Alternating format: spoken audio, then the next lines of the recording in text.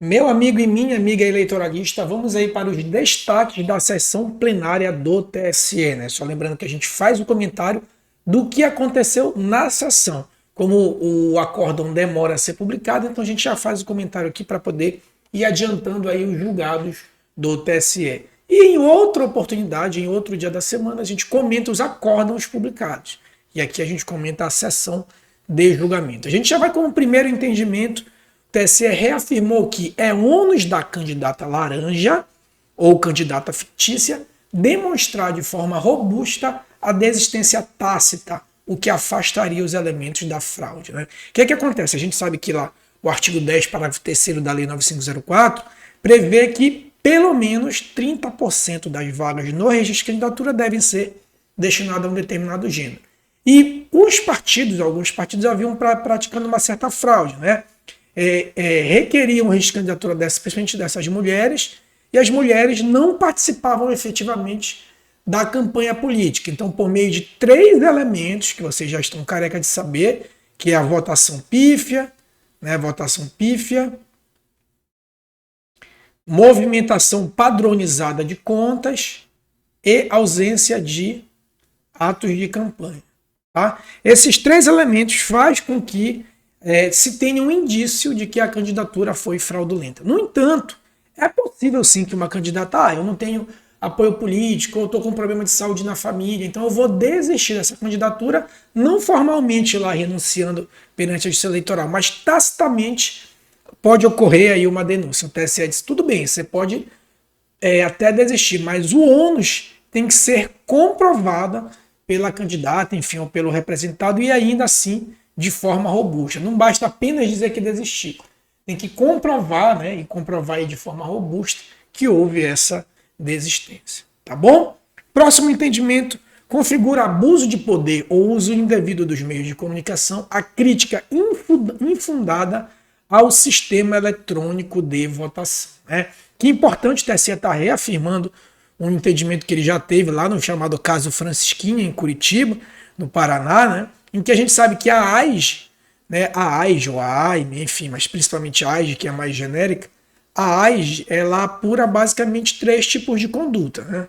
Abuso de poder político, abuso de poder econômico e uso indevido dos meios de comunicação. Só que se a gente olhar assim rápido, pela literalidade, a gente não vai encontrar uma crítica ao sistema eletrônico de votação, claro, uma crítica infundada com o fim de desestabilizar o processo eleitoral. A gente olhando de cara, a gente não percebe um abuso aqui específico. Né?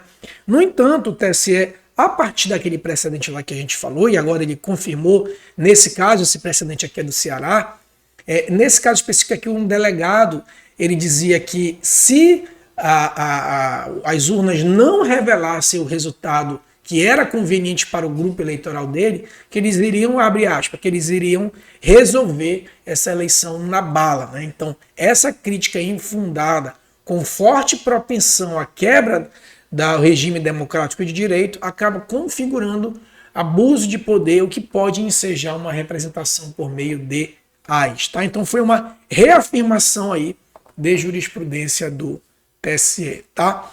Próxima questão, litispendência entre ações eleitorais. O que o TSE também reafirmou? Que não existe litispendência entre AIGE e AIME, pois as consequências são diversas. Faz sentido, né, pessoal? Litispendência é quando uma ação posterior é idêntica à anterior, ou a ação posterior vai levar ao mesmo caminho da ação anterior. Então, com base nessa identidade de ações, a segunda ação geralmente é extinta sem resolução do mérito. Não é o caso entre AIGE e AIME. Né? Pode haver, por exemplo, supondo-se que uma pessoa ela cometeu abuso de poder econômico, né? Utilizou grandes verbas, por exemplo, para alavancar sua candidatura. Ela pode, por meio dessa conduta, tanto sofrer uma representação por meio de AIME, que vai investigar o abuso de poder econômico, quanto por meio de AIGE. No entanto, a AIME tem como consequência apenas a cassação. Né? Apenas a cassação do registro /diploma. Já a AIGE não. A AIG ela tem como consequência a cassação e a sanção de inelegibilidade. Por isso que, pelo fato delas não terem a mesma consequência, que não existe litispendência entre essas duas ações. Tá bom?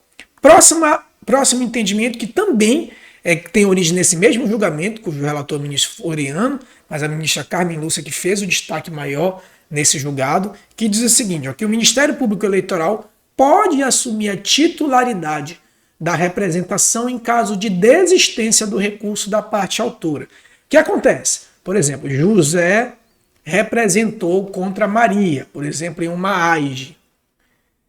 Aí o juiz julgou improcedente. José foi lá e recorreu. José recorreu. Durante a tramitação do recurso, José foi lá e desistiu do recurso.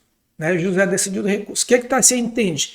Que para evitar a burla da análise pela Justiça Eleitoral, nesse caso o Ministério Público deve ser intimado e ele pode assumir, no caso o procurador eleitoral, pode assumir a titularidade dessa ação. A ministra Carmen Lúcia fez a seguinte distinção. Essa assunção ela só é válida para alguns casos, como por exemplo a renúncia do recurso. Mas ela não seria válida, por exemplo, em uma eventual perda de prazo do José nesse caso aqui. Vamos supor que o José, ao recorrer, perdeu o prazo. Então, nesse caso, se ele perdeu o prazo, o Ministério Público não pode assumir a titularidade. É específico para alguns casos em que se queira, né, de forma indireta, escapar à jurisdição da Justiça Eleitoral.